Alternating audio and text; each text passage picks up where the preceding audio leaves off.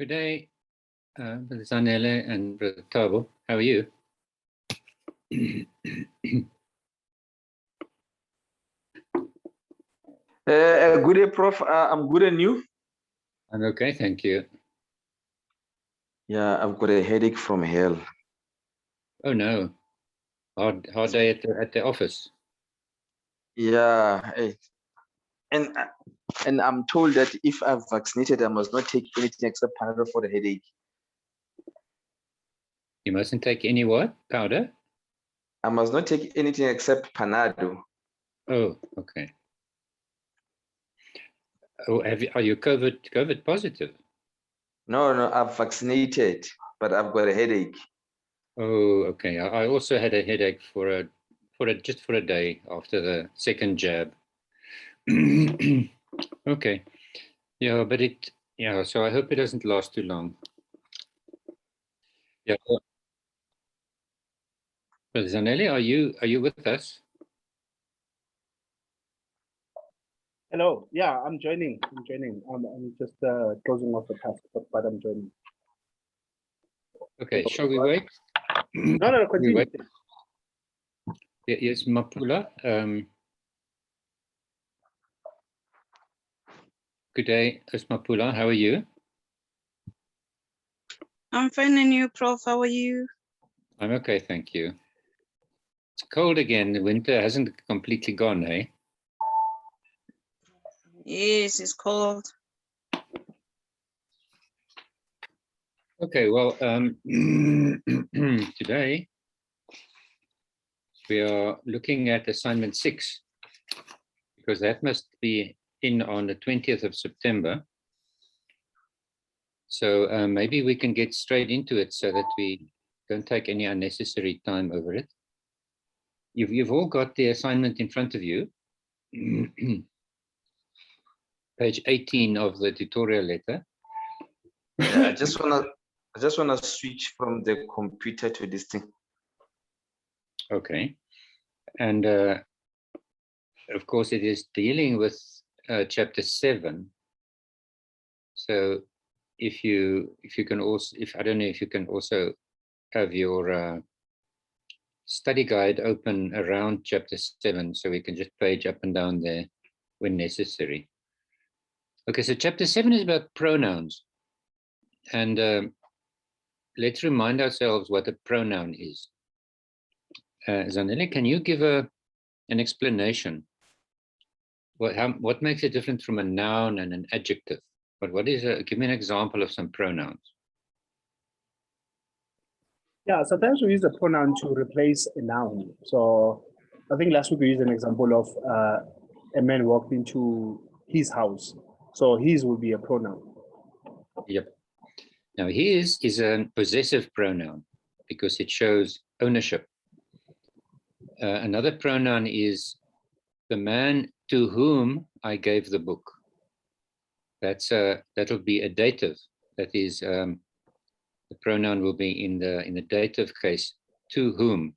That's dative for whom or to whom. I read the book that you gave me, or which you gave me.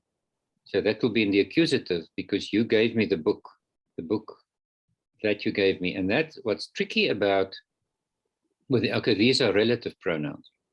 The book which, the man for whom, the house into which, etc. They are relative pronouns, but the personal pronoun is I, me, mine, you, yours, she, he, it, hers, theirs, ours. So these are all personal pronouns. Then the demonstrative pronouns, to demonstrate really means to point. This house, that book, these telephones, etc. So that's demonstrative. Then the relative pronoun is the one where we spoke about, the man who lives there, the woman to whom I gave the book, the books which you gave me. So those are relative pronouns. And then there's also what's the other form of a pronoun? Reflexive. Myself, I, or one another. Allelus is we care for one another. I wash myself, etc. So those are reflexive pronouns, and then there's the possessive pronouns also. So these are all sort of different kinds of pronouns. Okay, so let's go to the assignment, question 1. Translate the following sentences into ancient Greek. I sent the bread to the crowd. Did they eat the bread? Now, they, singular, is a bit of a strange expression, isn't it? How can they be singular? But I think that what the assignment is trying to say is the crowd is what you call a collective noun.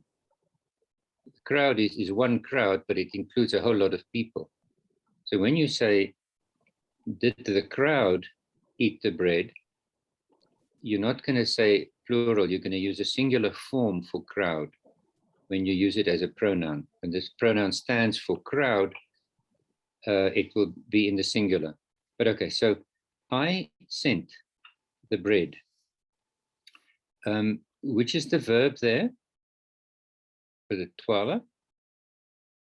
I sent the bread, in that, which is the verb.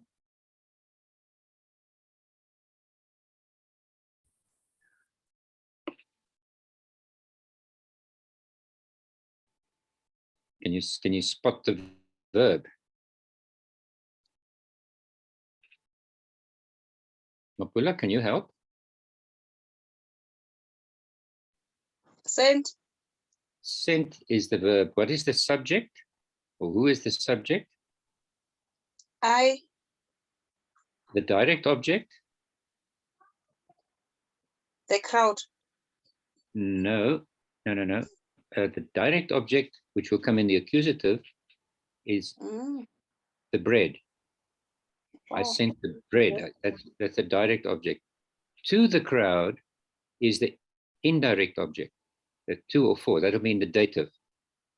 Okay, so I, you don't have to translate in Greek, as you know, because I sent, it's all of that information is contained in one word in Greek.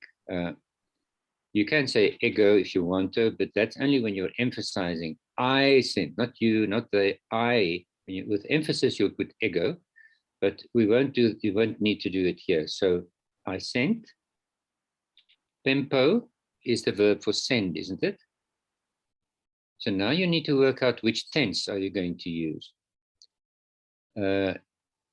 Is this an imperfect? I was sending. Is it an aorist? I sent. Is it a perfect? I have sent, and it still stays sent. Which tense do you think would be appropriate here? Zanele? I sent.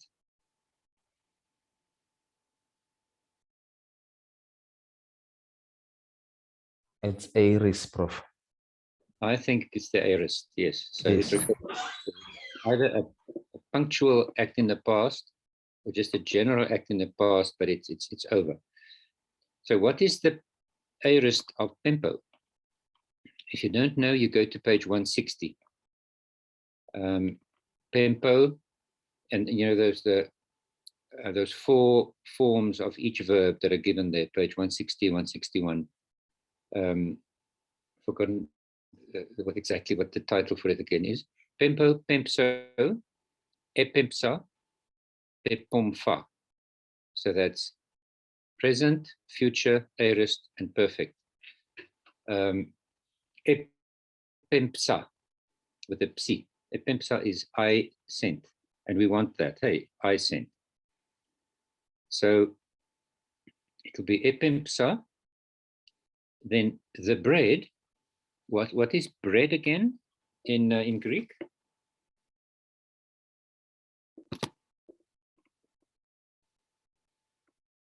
Mapula, says Mapula.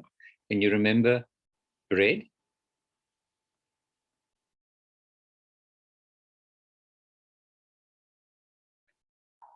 To be honest, Prof, I can't remember because I'm attending Zulu classes, I'm attending Greek and Hebrew. Listen, I'm confused, to be honest. Okay. Aprok. Yes, Brother Twala. As in what is this thing? It starts with an but the per, no, it's not a per, it's a row, the r. But the one that looks like P, like pizza. Yeah, it's artos. artos. Yeah. Or artos, that's bread. But now you need it in the accusative here because it is the direct object of the verb. I sent the bread. So what would be the accusative form, Zanele? It's not ho artos. The accusative will be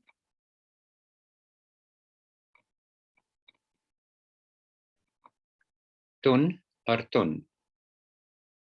That will be the accusative, singular, masculine, because it's a masculine noun, artos, or artos. So epempsa ton arton,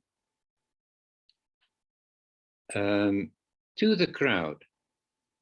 Now, crowd, the word crowd, you can look it up in the word list at the back is ochlos, omicron, and then chi, lambda, omicron, sigma, ochlos. Ho ochlos, it's masculine.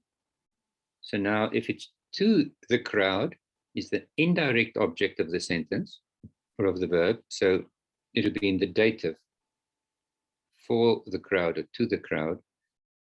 So what would that sound like? To the crowd, the dative form of ho ochlos.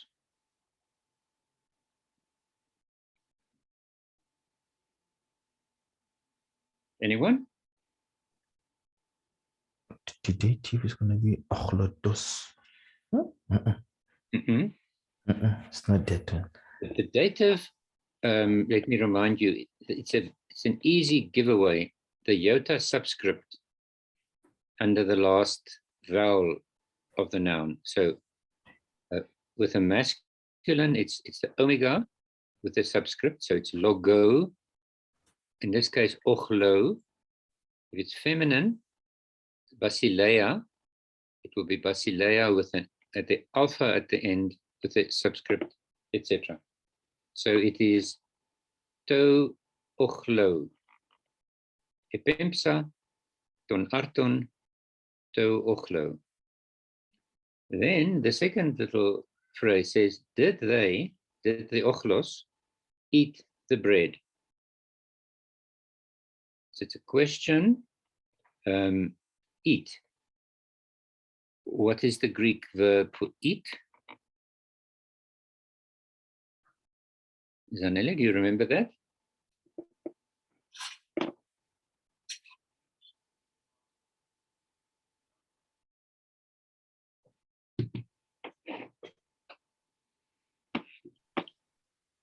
Anyone else? Mapula, to eat? It's not esothio. Esothio. Not esothio, you're very close. It's esthio. So there isn't a vowel between the sigma and the theta. Esthio. That means I eat. But now we must say, did they eat? So it's a past tense, eh? So what is the past tense of esthio? It's one of those tricky characters. If you go to page 160, you'll see it is, the aorist is ephagon. So fug, F-A-G, is the stem in the aorist. It's a strong aorist. It's not a weak aorist. It's the one where the form of the aorist is different from the stem of the aorist is different from the stem of the present. So ephagon, but now did they, ephagon, ephages, ephage. So it will be ephage.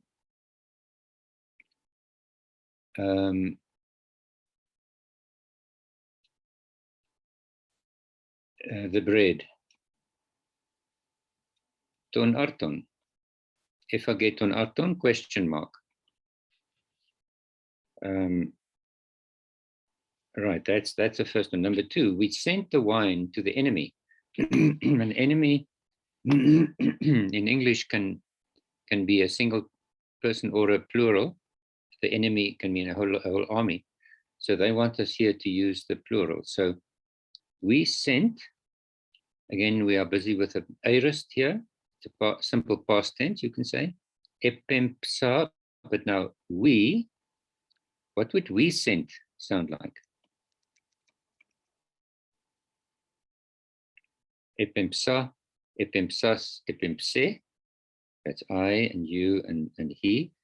And we, epempsamen, they, epempsate, and sorry, you plural, epempsate, they, epempsan.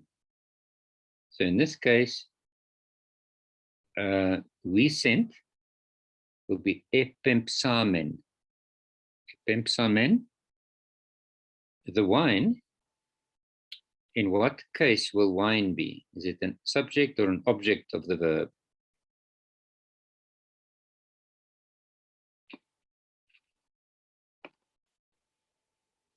The wine. It's not direct object. Direct object. So it will be in what case? It's not iris. Oh, what do you call it? The wine. Oh, Jehovah. The direct object, yeah, is the attacked one, the accused one, the one that's being, something is being done to it. So it's the accusative. Yes. So, what is wine in Greek? Sounds a lot like wine in English. Oinos. Oinos. So what will be this ho oinos? What will be the accusative of ho oinos? Ton oinon. Or ton Because oinon. ton oinon. It's a direct object of the verb send. Epempsamen ton oinon, to the enemy, indirect object of the verb send. So it'll be in the dative, and it's the dative plural. What is an enemy in Greek?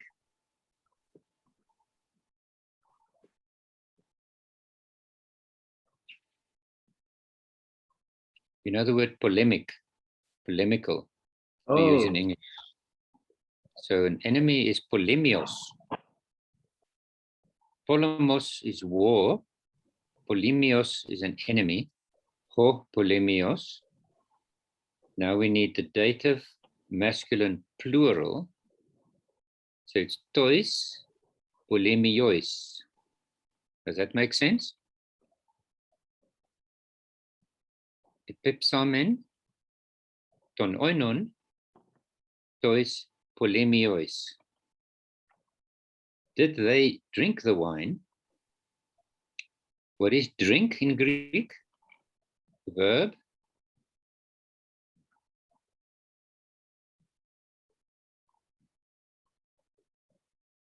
Anyone? So Nelly, are you around? What is drinking in Greek? I don't know. Sorry. I don't know. Pino. Yeah, you see, sometimes you must. Pino, yeah. Maybe sometimes you must work out for yourself little memory techniques. I mean, pinotage, I don't know, I don't drink wine. Wine, but yeah. pinotage is a common wine. So if you want to remember, just for your memory, pinotage, pino means drink in Greek. That's not where the word pinotage comes from, but pino is Greek, so is drink. Now, it's a past tense we need here, isn't it? Did they drink? So the aorist, we're looking for the aorist of pino. Again, page 161, 162, somewhere there. Pino, future tense pino. Again, a strong aorist, epion. And I can't remember the perfect, but we don't need the perfect here. We need the aorist. So it's epion, epies, epie. What do we need here? Third person. So it is plural, epion. Epion ton oinon, question mark. Did they drink the wine? Does all of this make sense? Am I losing you completely?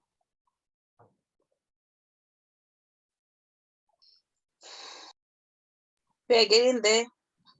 Getting there. Okay.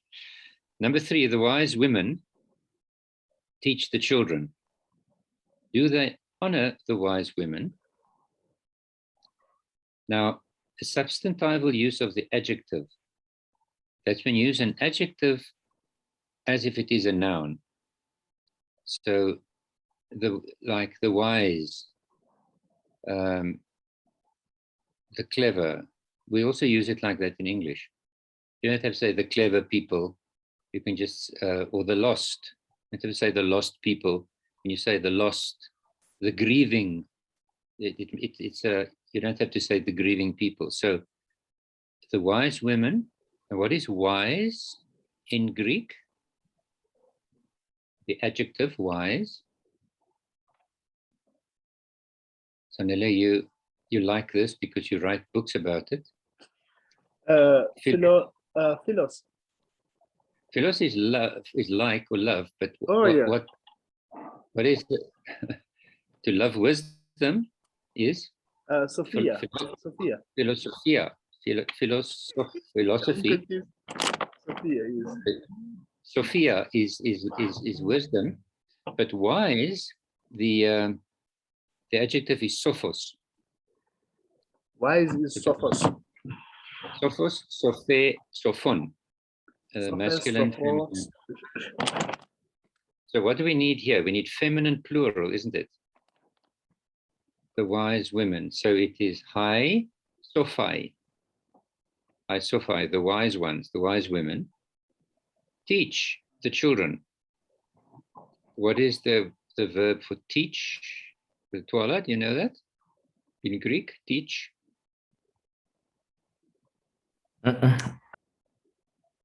Didactic. Have you heard of didactic? Didactics. Didasko. Didasko is to teach. Didaskalos is a teacher. Didache is teaching. The noun teaching. So we've got what we need here is didasko, to teach. That's the verb. Hai sophai, teach. Didasko, didaskes, didaske. It's a present tense, isn't it? Not they taught, not they will teach, but they are teaching. You can say they teach. So it's a present tense. Didasko, didaskes, didaske, didaskomen, didaskete, didaskusi. So it will be didaskusi, they teach. The children, direct object of the verb teach. So it will be in the accusative. Children, it's accusative plural, not child, but children.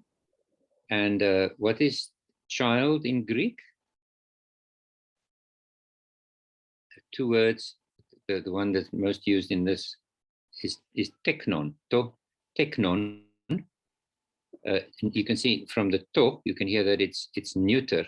It's not ho teknon. It's not he teknon. It's to teknon, so it's neuter.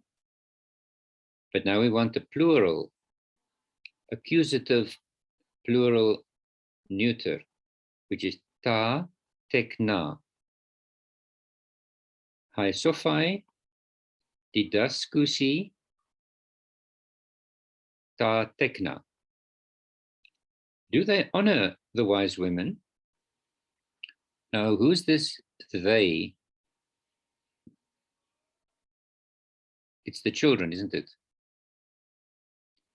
So now you've got to find the personal pronoun for the neuter plural. Although you can just use the verb again, because they honor is all of it contained in one Greek word. To honor, the Greek verb is timao, and that's one of those verbs that have some tricks to them. Ti, tau, iota, mu, alpha, omega. So timao. So they are, when you say timau, it becomes timo, times, time, timomen, timete, timosi. They honor is timosi with an omega. Tau, iota, mem, omega, sigma, iota, timosi. They honor the wise women. Now, wise women must be in the accusative because they are the direct object. They're not the subject anymore of teaching. They're now the object of honoring. So, timosi, accusative, feminine, plural. Tas, sophas. Tas, sophas. Timosi, tas, sophas, question mark. Do they honor the wise women? Okay, question 2. Parse and explain, and then translate.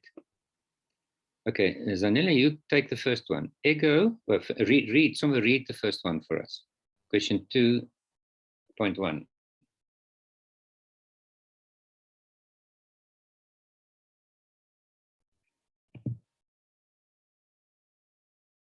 Have you got it there? Starting with ego.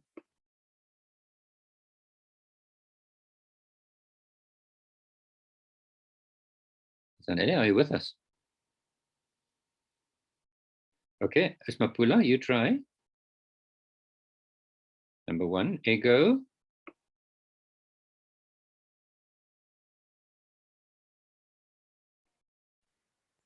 Ego epemfa Yeah. anortos. Huh? Almost. That a and the u is a diphthong. That's au. Au. Autos. Autus. Autus. Autos. The last one. Umen or something. Human, yeah. Umen. Ego epempsa, autus, human. Okay. Epempsa. Okay, so ego means I. Obviously, that's in any language of the world. Epempsa, we had this word just in question 1. Retwala, what does that mean? Epempsa.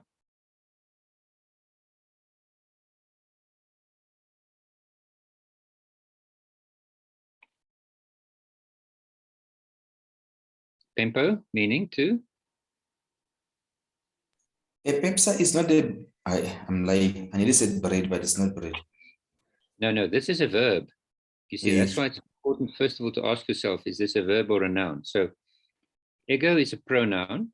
Epempsa is a verb. Autus is a pronoun. Human is a pronoun. Ego is in the nominative. So I is the subject of the word, of the verb send. Pemper, I sent. This is an aorist, first person singular. I sent.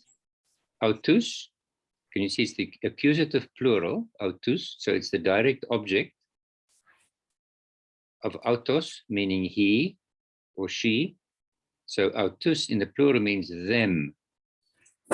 I sent them. Human is the dative plural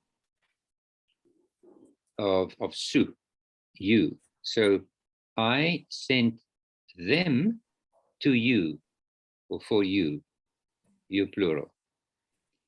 And now you must explain each word. So ego is the nominative singular because it's the subject of the sentence, of the verb. So if you have to, first of all, parse it, it's the nominative singular of the pronoun ego, meaning I. How do you explain it? Why is it nominative? Because it is the subject, the pronoun is the subject of the verb epempsa. So that's why it's in the nominative case. And it's emphasized, it's put in the front, in the beginning of the sentence for emphasis. Because remember, just the word epempsa already means I sent. You don't have to say ego epempsa. You can just say epempsa in Greek. But if you do add ego, you're adding emphasis. You're saying I, no one else, I sent them to you. So autus is the accusative plural of autos, meaning he. In the plural, it obviously means them. Why? So that's the form of the verb, of the pronoun. Why is it accusative? Epempsa autus, because it's the direct object of the verb pempo, to send.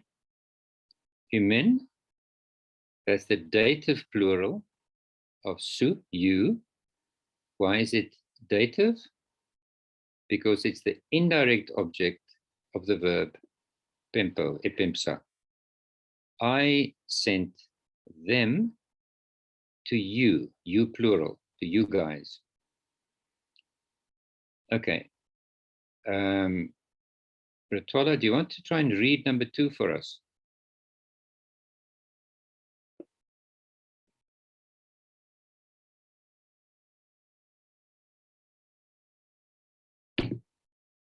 Are you there? Yes, Prof, I'm here. I'm trying to find out, but I can see that's Omicron.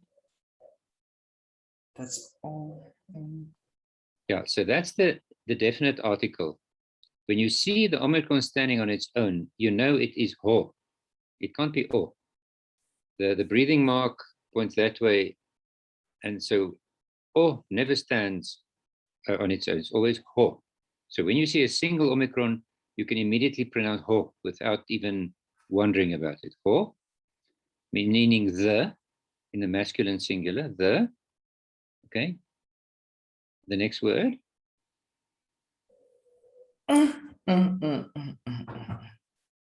Di, da, didaskalos. Didaskalos. Didaskalos. Oh, didaskalos. Doi. Su, then it's su, that's sigma, and then the diphthong su, or didaskalos su. Didake, oh, didaskalos su, didake, da.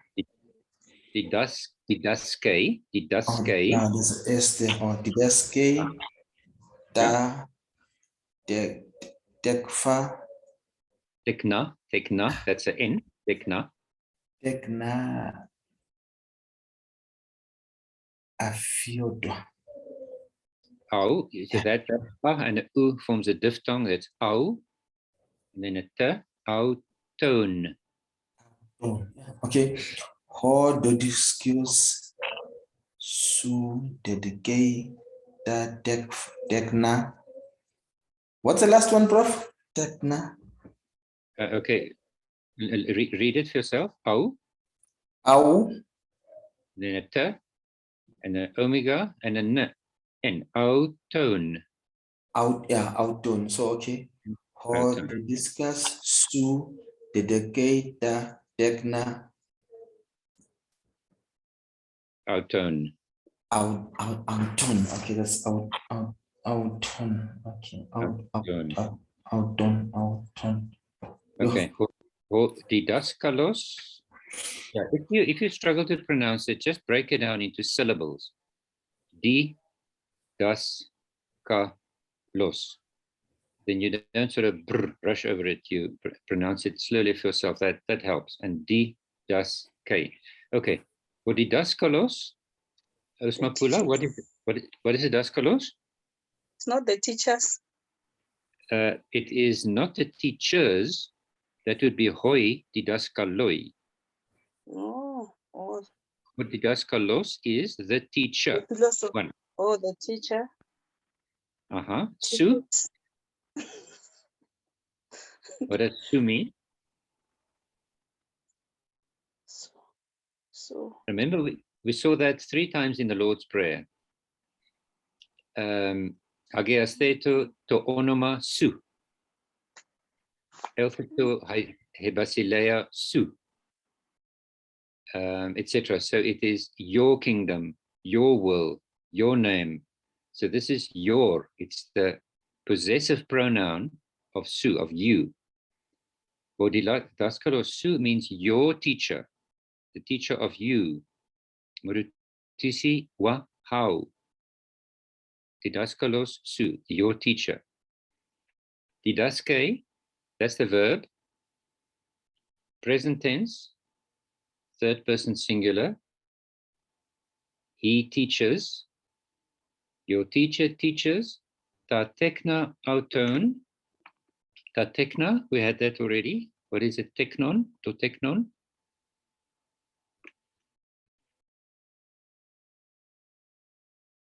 The teknon is a child.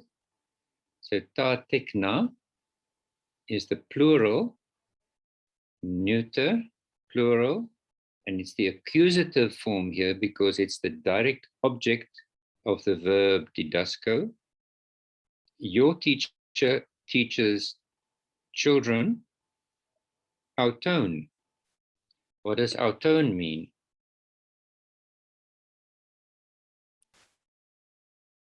Autos, aute, auto. It's a personal pronoun meaning he or she or it. The plural is autoi, autus, auton, autois. This is auton, and that own is always the genitive plural, isn't it? Of the masculine form. Of them. So, tatekna auton, their children. What is that? Bana ba. Where's my Sesotho now? Of them. Translate that to me into Sesotho or Setswana. Their children.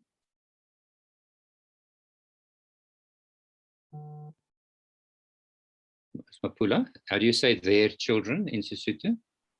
bana ba hao. Baha, Oh, bana ba bon. Bana babona. So that's what's here. The tekna auton. Bana babona. Okay. Number 3. Zanele, are you around? Do you want to read that for us, or are you not there? He sometimes does other things while recording. Sorry, what do I need to read? Question 2, number 3. Sorry. Okay, maybe somebody can read. I'm still opening the assignment. I was just transitioning. Sorry. Okay, let me read it then for speed. He meis sophoterai auton, there's auton again, philusi un hemas. Hemes, hemas. We also found that about 10 times in the Lord's Prayer. That means us and our, we, us, our. So hemes is the nominative plural of ego, meaning we, in the nominative, we are the subject of this verb. Although in this case, the verb is missing. It's assumed. The verb is. You don't have to say it in every sentence. Sophoterai. Now we had the word sophos already, isn't it? The adjective sophos meaning wise. What is sophoteros? What does that mean? Anybody can remember? Sophos, sophoteros, sophotatos.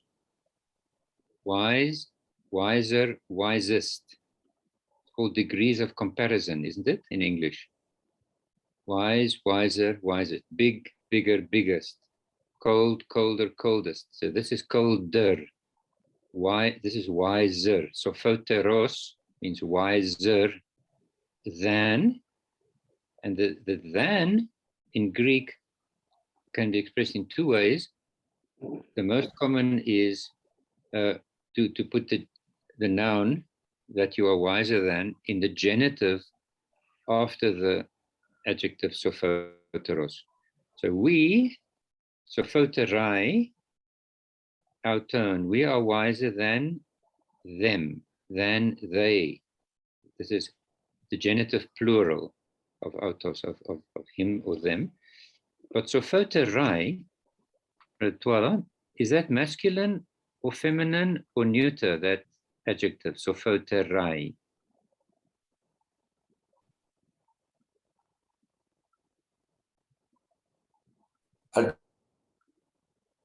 Sorry?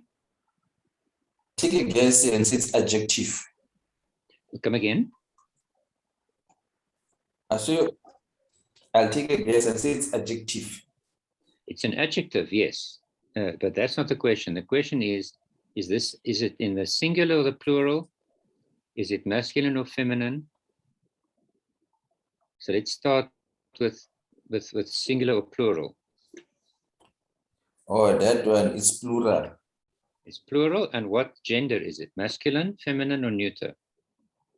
Because it ends with that thing, it's feminine.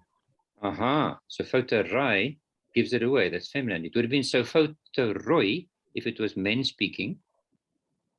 So these are women speaking, saying we women, sophoterai auton, we are wiser than them, and auton is masculine, than the men, than these guys.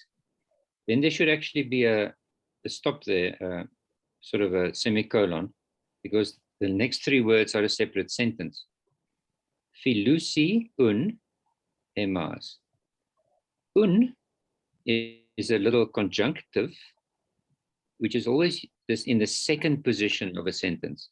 It's never the first word in a sentence, but it means therefore. Therefore, filusi hemas. Phileo is to like or to love. Filusi, is that first person, second person, third person? Is it singular or plural of phileo? Filusi. Mapula, do you recognize the form of the verb? Luo, lues, luei, luomen, luete, luusi. Phileo, philes, philei, philumen, philete, philusi. Third person, plural, they like, they love, philusi. Present tense, they love, therefore they love. Who do they love? Hemas, us. That's the accusative plural of ego. And it's in the accusative because it's the direct object of the verb phileo, they love. We women are wiser than them, therefore they love us. Okay. The explanations is really what they're after. That's why it counts 11 marks and 15 marks. So you've got to explain what su and auton, and I've been giving the explanation. It's genitive or nominative or accusative, respectively. Hemes in number 3 is nominative, plural. We. Auton is genitive, plural of them, and hemas is accusative, plural of ego, us, as the object of the verb. They love us, object of the verb phileo. Okay, question 3 is just, you can just read that off the study guide. We're not going to discuss that. Question 4, parse and explain. Zanella, are you ready to read number 1 there for us? Question 4, number 1.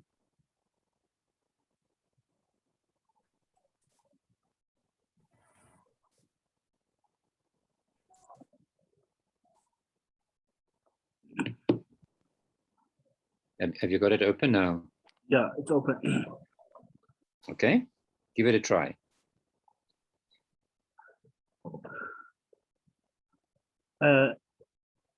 It's eke non men blepo eme o blepe. 8 out of 10. Let me just, the first one is not eke non. Just say it, look at it carefully and read it again. Eke nen. Oh, eke nan. Okay. It's feminine. It's not eke non, not masculine. Eke nen, men blepo. Eme, then you left out the de. Eme do. So it's de, but because the e comes in front of the u, it elides, elision, it falls away. And you get a little apostrophe. So eme do blepe. Can you translate that? You know what ekainos means? No. I know blepo and blepe. Yes. But great, because you recognize the verb. And what does blepo mean? Behold or to see. Yeah, so blepo is I see. Blepe is he sees or she sees. Ekainen, can you see it's accusative, feminine, singular? So it's the object of that verb. In other words, remember in Greek, the word order isn't the same as in English. Although in English you can say, him I didn't see. You can put the object, the accusative, in front of the verb. I went to the shop, but him I didn't see. So in this case, she. Ekainos, ekaine, ekaino means that one. It's a demonstrative pronoun. It points. It's not this. That's hutos. That is ekainos. That one. So ekainen, that woman, because it's feminine singular. That woman, men blepo, I saw. No, I see. I see that woman. But so men and de. If men is in the first part of the sentence and de in the second part, it shows a contrast between the two parts, the two clauses. I see her. Eme is the accusative singular of ego. Ego, eme, emu, emoi. So this is the accusative. But she, ublepe, does not see me.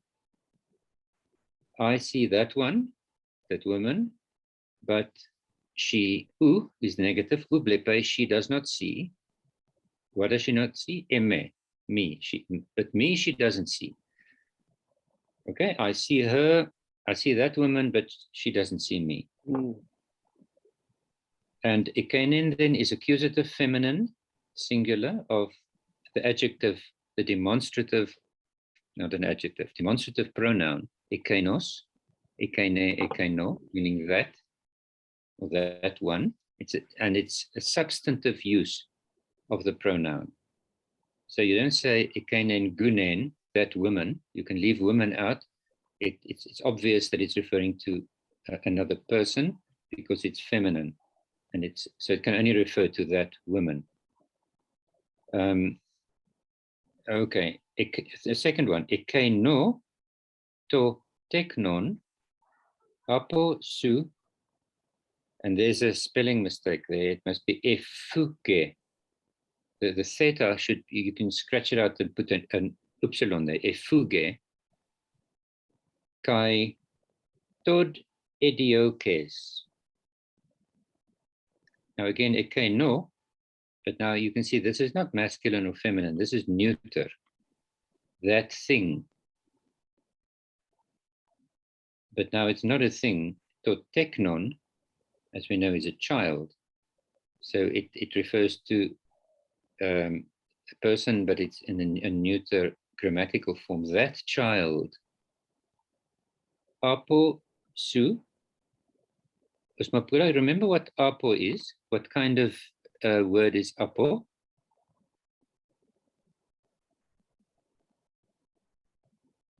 I can see, but I forgot.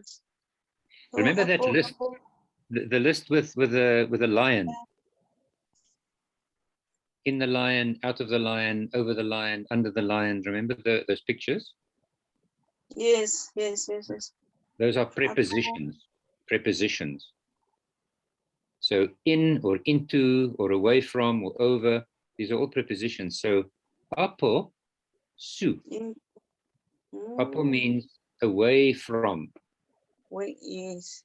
Away from. Apo to oiku. The little stick man was walking away from the house. Apo to oiku. Away from the house. Apo su. Away from you.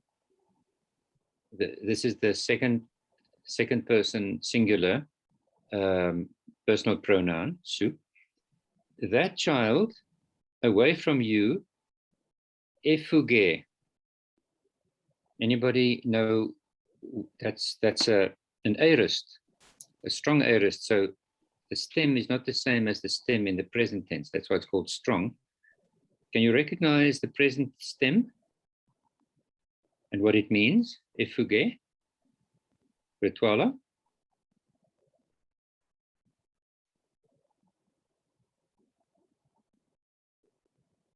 You know the word fugitive. What is a fugitive?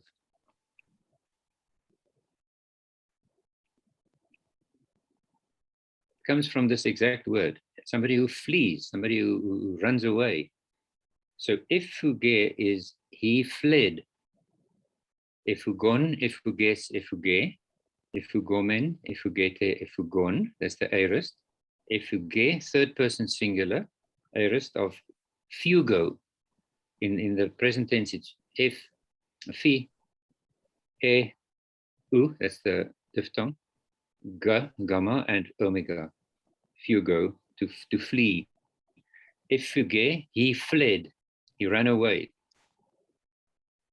Kai, and tod, idiokes, tode, but that e dropped away because a vowel followed. The next word starts with a vowel. Idiokes. Ms. Mapula, can you work out what tense that verb is in? Starts with an e. That's called the augment, isn't it? So it's some kind of historic tense. Idiokes.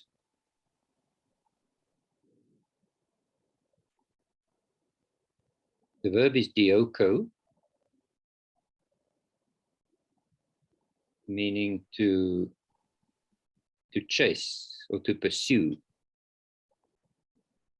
And this is not the aorist, because dioko would be idiokse if it was in the aorist. This is idiokes. Not in perfect tense.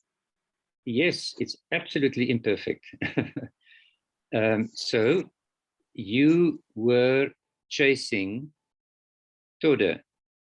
You were chasing it, but the it, because to is neuter, but it refers to teknon, so it refers to a person.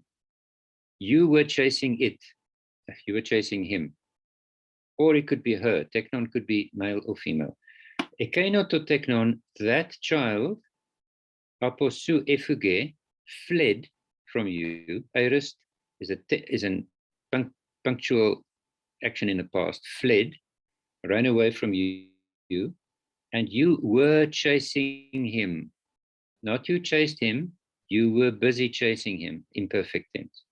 Okay, it's beautiful how Greek can express these different types of action with different tenses quite differently from English. I'm not sure about African languages. You'll have to teach me one day when we turn the tables and I sit here and you teach me Sesotho. Question 5. Now the parsing and explaining. Ekanein, we've already had. Why is it accusative? Because it's the direct object of the verb blepo. Ekeno is nominative, singular, neuter of this demonstrative pronoun, that child. So it's not to ekeno teknon. It is ekeno to teknon. That's the word order for that child. And tode, that is accusative. That's not nominative. That's accusative because it is the object of the verb dioko, to pursue or to chase. Question 5, translate the sentences into Greek. Those children hid that book. And this is now where the word order is tricky. Okay, children. Ta tekna, we've already had 10 times tonight. Those is eke na. We've already had that a few times. But what is the word order? How do you say those children? You write ekena ta tekna. Like in the previous sentence, ekeno to teknon is only now in the plural. Ekena ta tekna. Hid, that's the verb, past tense, to hide. And the verb in Greek for hide is krypto, cryptic. You know the word cryptic, it's something, it's hidden, it's not clear. So you've got to link these words to English, otherwise it's very difficult to memorize the meaning of these verbs. Crypto, now this is, what tense is hid? Retwala. In what Greek tense would you put the word hid, the past tense of hide? It's past tense. Yeah, but is it imperfect or aorist? The hit. It's Aries. Aha. Otherwise it would be he was hiding. That would be Yes. Yeah. aorist is an action in the past. Now, crypto, if you go to page 160, 161, crypso is the future. Ekrypsa is the aorist, and pepruka or something is the perfect, but we only need the aorist here. Ekrypsa with a psi, ekrypsa, but it is plural, those children. Although, you know, it's very, very tricky. In Greek, a neuter plural noun takes a singular form in the verb for some crazy reason. So it's almost like when you say the children he hid, not the children they hid. So tatekna ekrypsa, no, ekrypse, as if it is singular. The children he hid what? That book. That is again ekeno. Book is biblion. Ekeno to biblion, because biblion is neuter. So the accusative is the same as to, it's the same as in the nominative. Ekeno to biblion. But there's another word for book, isn't it? It's biblos, which is a feminine word. So it's he biblos, the book. So if you would say that book and you use biblos, it would be ekenen ten biblon. So it's biblon has a masculine form, but it is a feminine term. So that's why it takes ten and ekenen ten biblon. Are you still with me? Yes, Prof. It's slow going, but it's the only way to gradually become part of this stuff. Number 2 on the next page, page 19. You sent this youth to those thieves, didn't you? What kind of question is that, Brother Twala? What do we call that kind of question? The answer is implied. The answer is yes. He wants you to answer yes, isn't it? Asmapula, what do we call these questions where the answer is implied? I can't remember the page. I think it's 87. Sanele, you remember? Proposition question, propositional. Not propositional, no. it's a question that people use in speeches to try to persuade, and so it's called rhetoric is the art of speaking, public speaking. So it's a rhetorical question. It's a question that people use in sermons. God loves us, doesn't God? Doesn't He? You have to love your neighbor, shouldn't you? Don't you?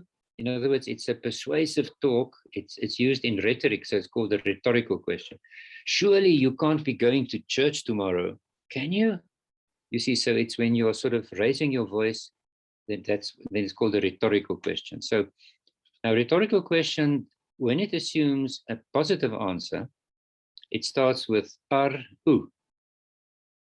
When it assumes a negative question, it's ara me. Okay, so ar-u, you sent. We're back to the word send. Osmapula, remember the word send? What's that in Greek?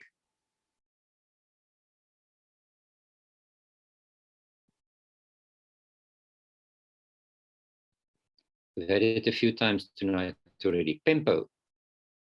Pempo. Now, what tense is this? You sent this youth. It's in the past, isn't it? Will it be an aorist or an imperfect?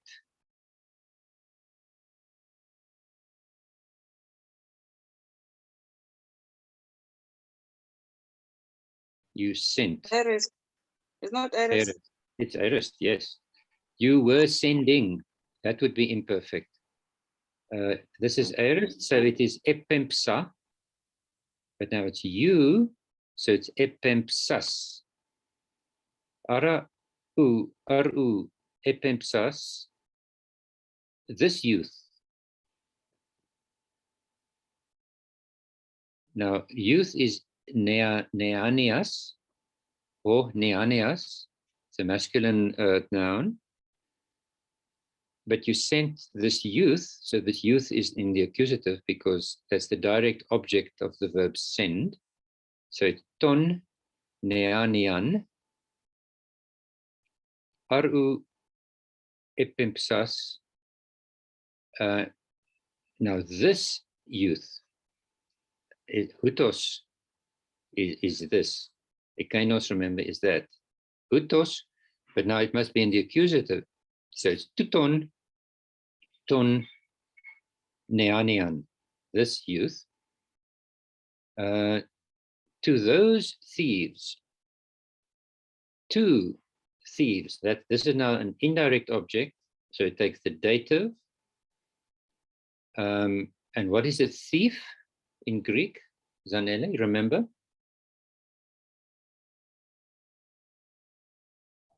Sorry, Prof. I don't remember. Kleptocracy? Oh, Kleptes. kleptomania. Okay. Kleptomania or kleptes is a thief. So now the plural, the dative plural will be tois kleptois. Dative masculine plural. Ekenois tois kleptois. To those thieves. Question mark. Aru epempsas tuton ton neanian ekenois tois kleptais.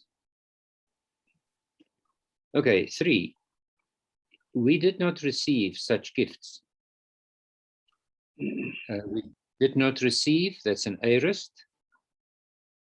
You don't have to say himes, we, you can just say receive. Lambano is receive, lambano. The aorist is a strong aorist, so it's elabon. You have to look that up on page 160, 161. Lambano, lepsomai, elabon, elefa. It's very irregular, so you just have to look that up. Receive. We did not receive. Who? We did not. Elabomen. It will be we received, but it's not elabomen. It's uk, because if it's and then the next word starts with a vowel, then it gets a k, kappa to to blend it. Ook elabomen, we did not receive. Such, I have no idea how to translate such. It's nowhere in the study guide. I don't even find it in the word list. So I think we just say gifts, then just leave it out. Gifts, what is a gift in Greek?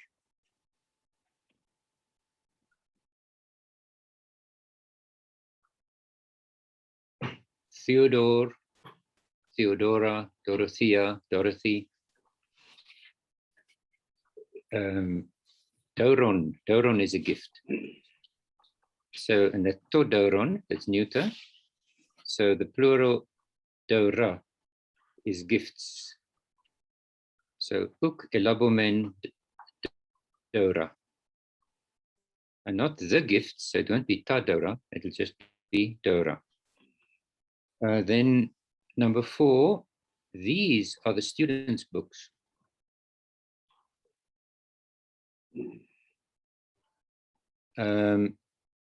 These from hutos, haute, huto. Now, if you take book, if you take the neuter biblion, and not the feminine biblos, if you take biblion, it'll be, books will be biblia. So then it will be tauta. These are the biblia of the student. What is a student in Greek?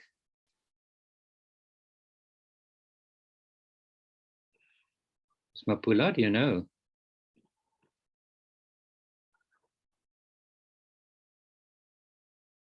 It's like a pupil, I suppose, or a disciple. Mathetes, I think, would be the one they're looking for here. So, the Biblia of the student to mathetu. But in Greek, I prefer to use the word order like this: tauta, ta, to mathetu, Biblia. Okay, look, we've gone an hour and 10 minutes. I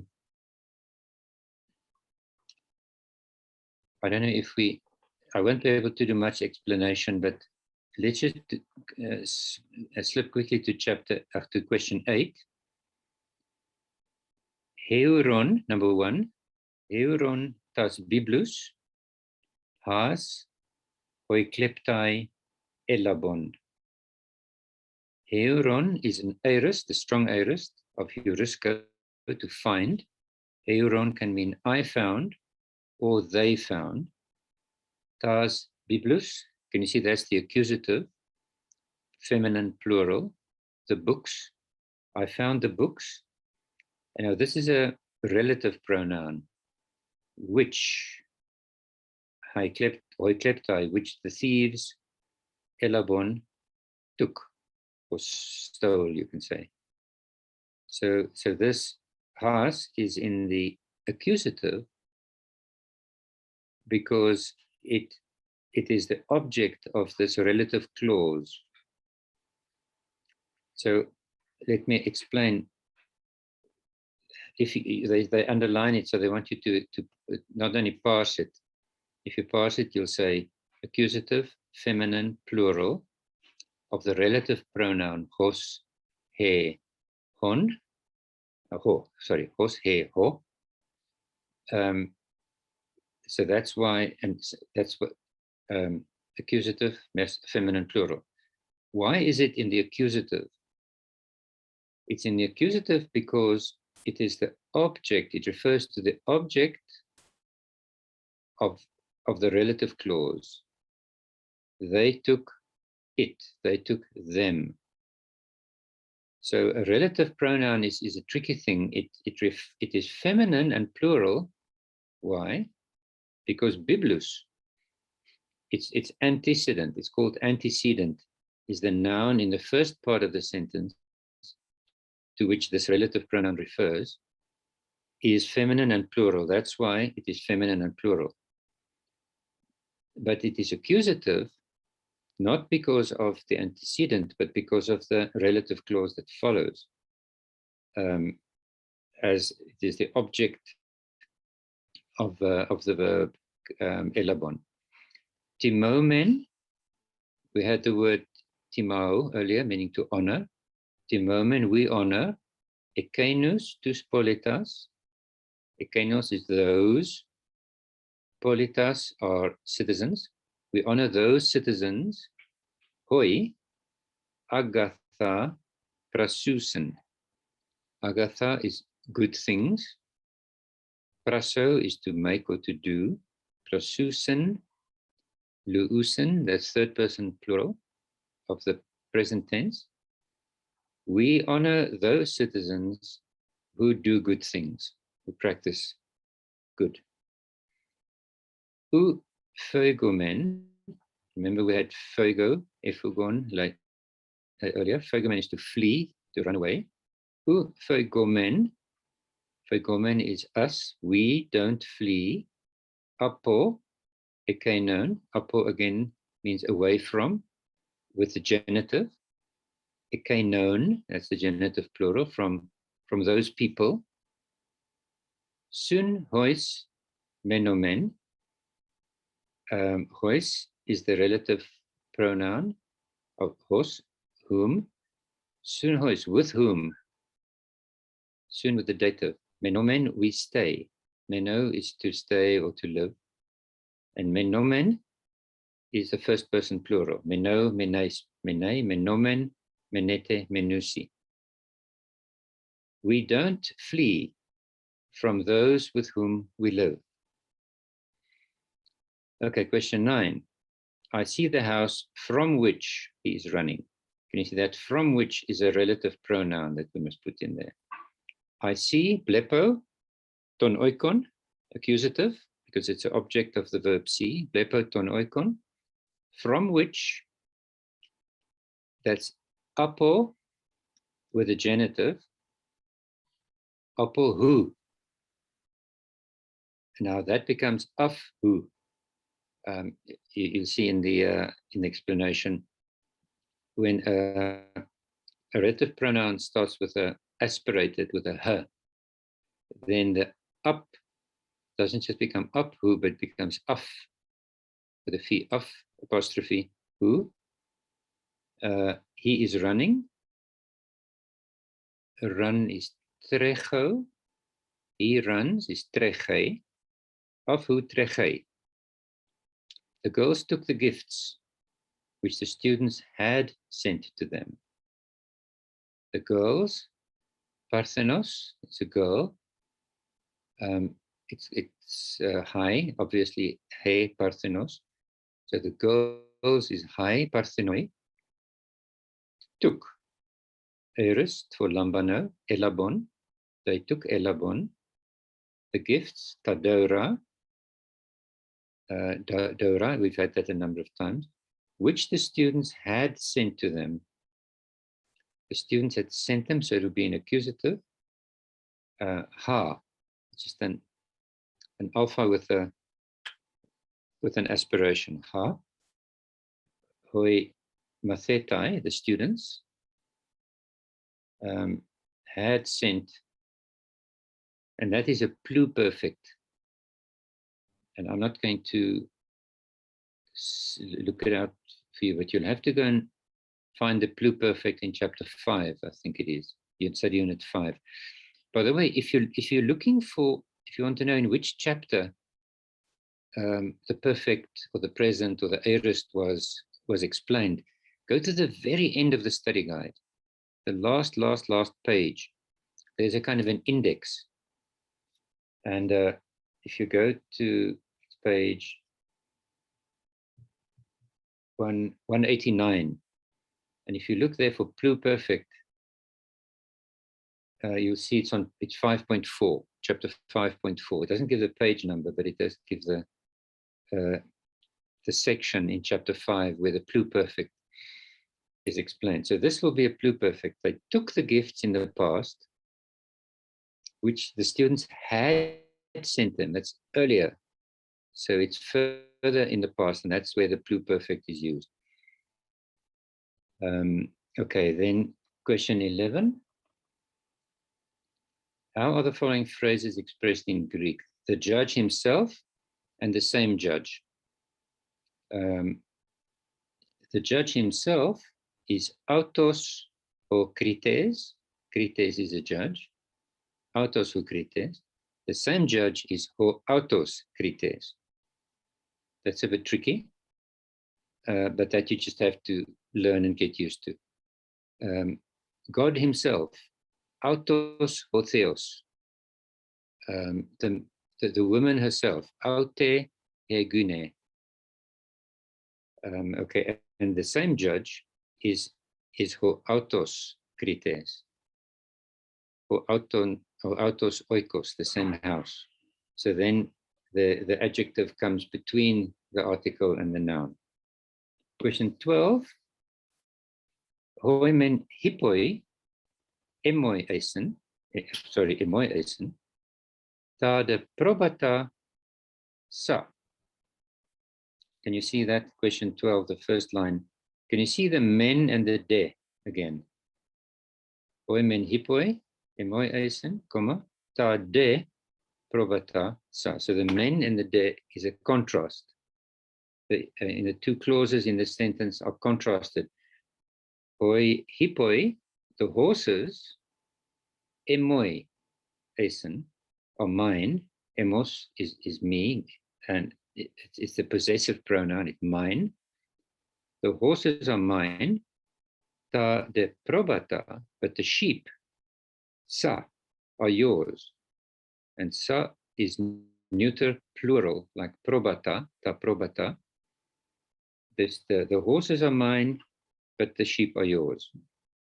Kathemeran eblepon tus autus geneanias ente agora. Kathemeran, they explain, means daily or day by day, or every day. Eblepon, who can work out what past tense that is? Is it imperfect or aorist? Eblepon. Mapula, what would you guess?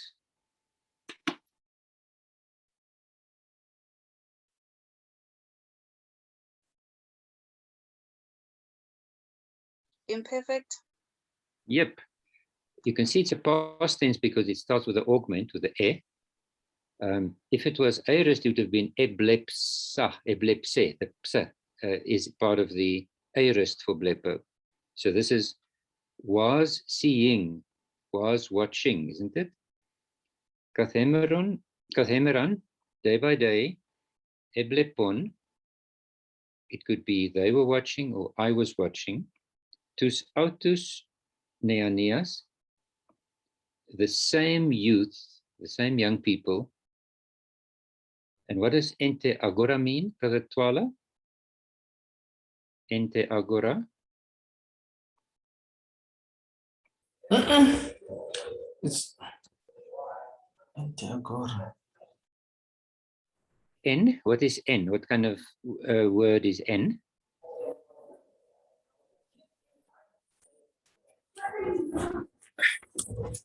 It's again a preposition, hey? Remember the little stick man in the house. En to oiko, in the house. Eis ton oikon, into the house. Ek to oiku, out of the house. Apo to oiku, away from the house. Okay, all right. Pros ton oikon to. So this is in ente agora. It's a position in the marketplace. Agora is a market, the market square. Day by day, I was watching the same young people in the marketplace.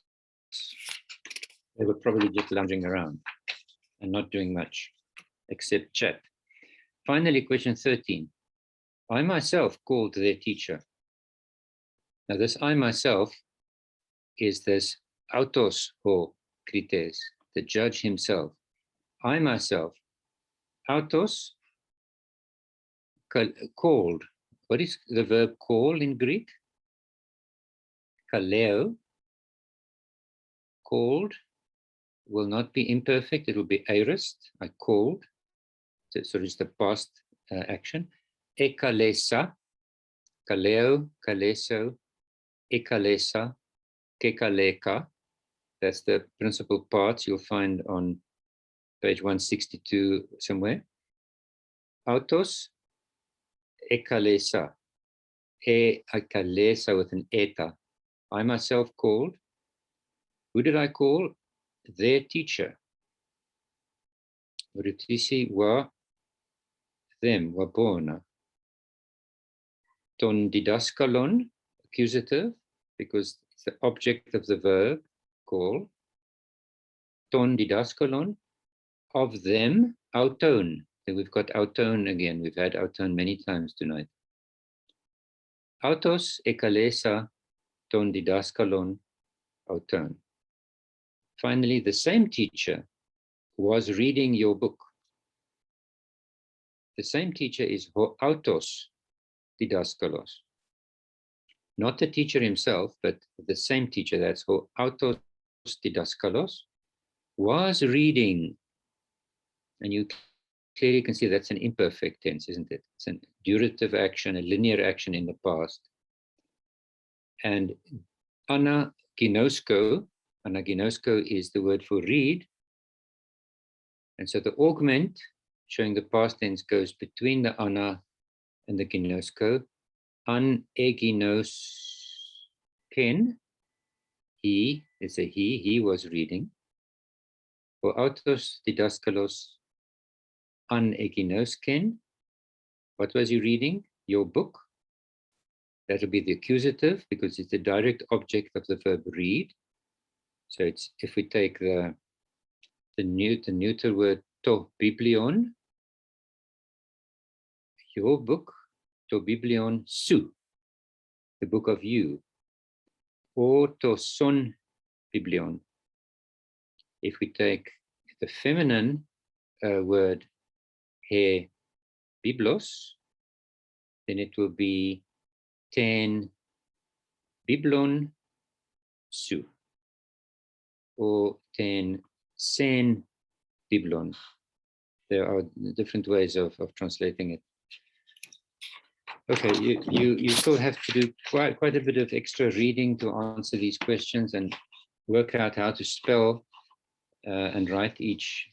And I didn't do much parsing in detail and explaining. I did it, but I wasn't, doing it in such a systematic way that I was answering the questions for you. There's still quite a bit of work, but there's still quite a few days left until the 20th, about 10 days. So I hope I've just given you a framework of over and over asking, where's the verb? What is the subject? What is the object? Is it an indirect object? In what tense is the verb? Is this an adjective? Is this a pronoun? Is it a preposition? If it's a preposition, what case does it take? In the house, towards the house, away from the house. So it's like a puzzle. It's like building a jigsaw puzzle to read Greek. You have to find the pieces and how they fit together and where they fit into each other. And it's all done with quite mathematical precision.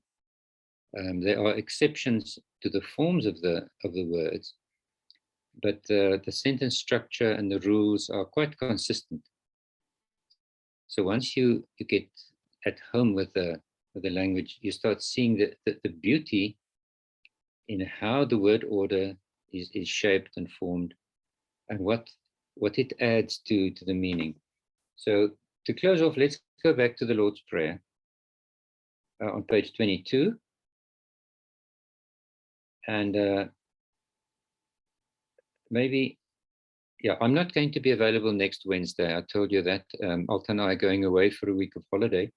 So then the Wednesday after that, God willing, when we're back, we can look again at chapter 8, which is the final chapter in the book, which you're going to need to study for the sake of the exam, but it's not part of any assignment anymore. I think let's each take a turn to read the Lord's Prayer, even if it is stopping and starting and not flowing. That's okay. It's dwelling inside of it and becoming more comfortable with it. So, Brother Twala, do you want to start? Page 22, 1.4.12, the Lord's Prayer.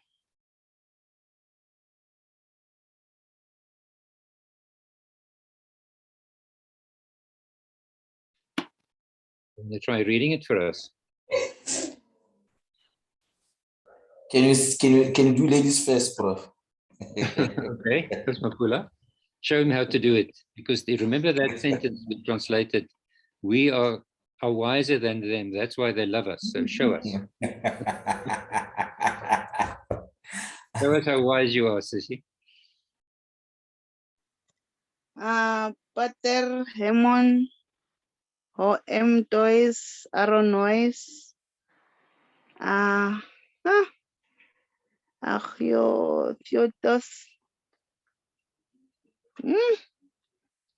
to oma Yeah.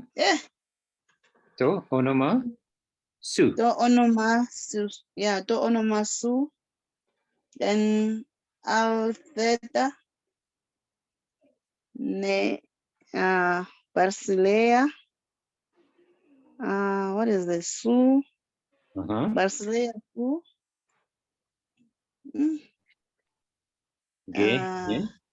Ne. Genethioto. Yeah.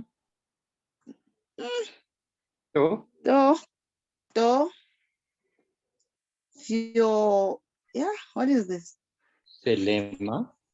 Telema su. Yeah. Os. Os and U. Ra. Ay, prof, ay. No. Urano. Urano. Yeah. Kai. Kai. Uranoi kai. Epi. Ges. Or epines. Epiges. Oh. It's ges, not ge. It's ge. Epiges. Yes. Epiges, yeah. I think Bratwala will continue, Prof. Okay, let's see how wise he is. Ton, start with ton arton. I'll help you with that, Brother Twala. Ton arton. Prof, in the middle, yeah. Second part of the prayer.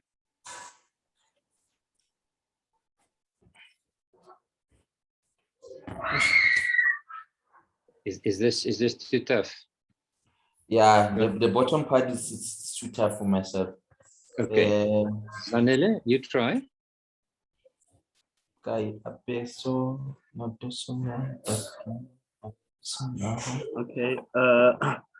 Don Ardon Himon Don Epiosion Dos Hemin Semeron. Yeah. Kai Afes Heminda Ophelemata Hemon. Yeah. Hos Kaye Hemes Afien Dos Ophelates Hemon. Yeah. Kai me Esen Nenges Hemas Eis Peirasmon. Ala Resaye Hemas Apoto Ponero. Hoti su estin Basilea Kai he Dinamis Kai he Doxa Estos Ainas. Ionias. Okay, but you're not reading from page 22, you're reading from the New Testament. Yes, I am. Okay, well done. The only little mistake was in the third last, Hoskai Emes Afekamen. I think you skipped, you shortened the word Afekamen a little bit. Okay. But no, great. It's as I said before, certain things just cannot be translated. So the repetition of su, your name, to onoma su, your name, Yeah. Ebasileasu, your kingdom, Tothelemasu, your will. The fact that it's visually, and you can almost say it's like a poem, it rhymes, it's repeated, that highlights the emphasis on you, your will, your kingdom, your name, Yeah. which you don't see in an English translation. You wouldn't know it. So that finer nuances of the Greek text is just lost in translation. It just cannot, in a way, be transferred. Also, the afeka men, I've spoken about that before. Afes hemen ta ophelemata hemon, forgive us our debts. Hos kai, as we also, hemes, we, afeka men, perfect, second person, first person plural, we have forgiven. Tois, we take the dative, tois opheletais hemon, those who are debtors to us, those who owe us, as we have forgiven them. So the plea for forgiveness is not as in the King James Version that we recite, forgive us our trespasses as we forgive those. We must pray, Lord, forgive us our debts as we have forgiven, as we have cancelled the debts. Perfect tense means it's done, it's gone. It's a state of affairs. It's not a past tense, we forgave or we were forgiving. It's a present effect. We have forgiven and it's done, it's gone. We have forgiven those who owe us. We've cancelled their debts. On that basis, we plead with God to cancel our debts. And then lead us not into temptation. I think 99% of Christians misunderstand that as if God is ever going to tempt us. Perasmon can mean temptation, but in this context, it's clear that it means the time of tribulation where the temptation is to lose your faith, to deny your faith, the time of persecution. So it's very much an eschatological prayer, facing the bad times that are coming. Do not allow us, Lord, please, to go into a time where people say, renounce your faith or die. That's the perasmon, where your faith is tested to your blood, where you have to decide with your blood whether you stay faithful to Christ or not. Please, Lord, don't let us go there. Don't let us get anywhere near that. Instead, rusai, aorist imperative, liberate us, wrench us away, grab us away from apo tu. Can you see apo with the genitive? Apo tu penero, away from evil or from the evil one. Grab us and drag us away from evil, because tribulation is caused by evil when our faith is tested to the point of stretching and breaking sometimes. Please, Lord, don't take us there. And we are there in so many ways in our country, in our world at this time. Okay, guys, we won't meet next week, but God willing, in 2 weeks' time, Wednesday night at 6, then we'll talk chapter 8, and we'll do the last chapter of the study guide for this module. Prof, All right. I was reading the New Living Translation on Acts chapter 9, and they write Paul. Then I knew something was wrong, because the New Living Translation is a transliteration. Then I went into the Greek. When I looked at the Greek, the first word was sigma, Saul. So then it made sense to me, because even the ESV says Saul. So the New Living Translation, it's a nonsense. Yeah, you see, in so many ways, it's not a translation.